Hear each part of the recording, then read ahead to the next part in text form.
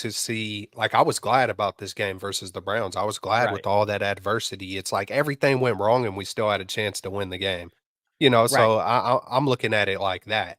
And you don't Right. want and you don't want to see this game had a feeling like one of those playoff games like we lost in the past, and it's like you don't want to see this kind of game be in the playoffs. So it's kind of like maybe they got it out their system. And then on top of it, you just never know what's going to happen later on down the road. So I Right. personally, I would rather see, like, I enjoyed when we had a game without Ayuk. Okay, let's see what he does in that setting. We hear all the noise about, oh, let's see what he'll do without Debo or McCaffrey, all these weapons around him. It's like I would like to see that for a couple games. And then of course, yeah, I would love to be 100% full throttle and demolish everybody, but that's kind of unrealistic on what's going to happen in the playoffs. Like things are going to Right. get closer, it's going to get tight. You're going to have to hit windows and it's not going to be 42-10 come that time. But who knows, maybe it will. But that's why I do like the adversity and even a little bit of rain. We seen that versus the Browns, so that was good. So, hey, I kind of look at things What in a backwards type of a way. So, Yeah, yeah. Well, and what I see you there, but what this game showed me the most is how much we missed Greenlaw. I mean, Greenlaw brings that intensity at the line of scrimmage, and how many times? I mean, that's was the Browns' only game was checking it down to Kareem Hunt. I mean, that was a lot of what they did was just check down, check down, check down, run up the middle. Never going down. I mean, the times that they did go to Amari Cooper, there were a few times where he had a few nice catches, but other than that, I mean, it got picked off twice.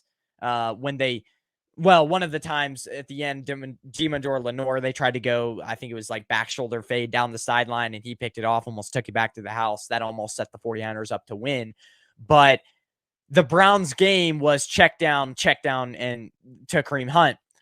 The thing that Dre Greenlaw has been so good at is he just controls the line of scrimmage. And nobody is able to really get very productive check down plays because you always have 2-3 guys around him because Greenlaw brings that intensity. And when Greenlaw missed, I was like, we still got Fred Warner, but Greenlaw to me is a better closer, a better tackler, violent, and is just he brings that energy. And without him, it's like I don't think there's as good tacklers, as many people to the ball on every single snap. So that's really what it brought showed me. And then with McCaffrey, I would like to see him rest if Deebo Samuel is playing because I think they share some of the same skill sets there. But Kyle Shanahan, it's almost like the way to preserve him, yes, is to give him less work. But at the same time, it's like there are some times when the Browns, like there was one time in the ends when we were in the red zone, I think we settled for a field goal. It was earlier in the game. I think it was our first field goal. It's like they drop back with Purdy, right? And there's so much pressure immediately coming from that Browns defense that all Purdy has to do, could do. I mean, none of the routes had developed. All Purdy could do was check it down to Christian McCaffrey. And that's great. But the Browns basically sat back and said, if we get pressure off of blitzes, it's going to force Purdy. We know where Purdy's going with the ball if we bring pressure with him. And that's McCaffrey. And that's where it's like, there's like at times in that game, there were like two linebackers just ready to nail McCaffrey. And that's personally, I think it's just, you have to find ways scheming other guys open because otherwise guys are just going to be waiting to light number 23 up. So I don't know. That's kind of a long-winded answer, but that's kind of what I took from watching that game back again. and we seen versus the Giants, we seen them blitz, there was some kind of stat that said, it Right. was the most someone's ever been blitzed. And we seen him out there, is that the game he hit Rodney Bell.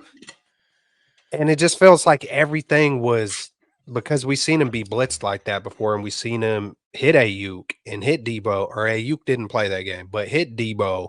Debo went off in that game, and Christian McCaffrey, and we seen him, just go to Kittle, versus Dallas. But I think it just all it wasn't just one thing, but that's another good point by Greenlaw. I mean, you add up Greenlaw, rain, refs. Mhm. We were at home for 3 weeks, and then Yeah. we go on the road. So it's like it was probably 10 to 15 different things, and I haven't even got the Moody yet, and it's just Oh my a couple gosh.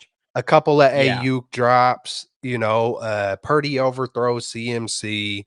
Um, you just add all those things up and and then we were still right there. It's like, we were 2 or 3 plays away from blowing the thing wide open. We start the game out, go right down the Mhm. field, get 7. Warner on the first defensive possession almost takes one to the house, and then it was basically downhill from there, but we weathered the storm, man. I thought we weathered it. One thing about Brock, I think for as bad as he played, um, he did what he had to do. I feel like he had a Yeah. Tom Brady moment, exactly what we've seen Tom Brady do time and time and time again, do just enough to get down the field to let Adam Vinatieri come in and win the game, to and a lot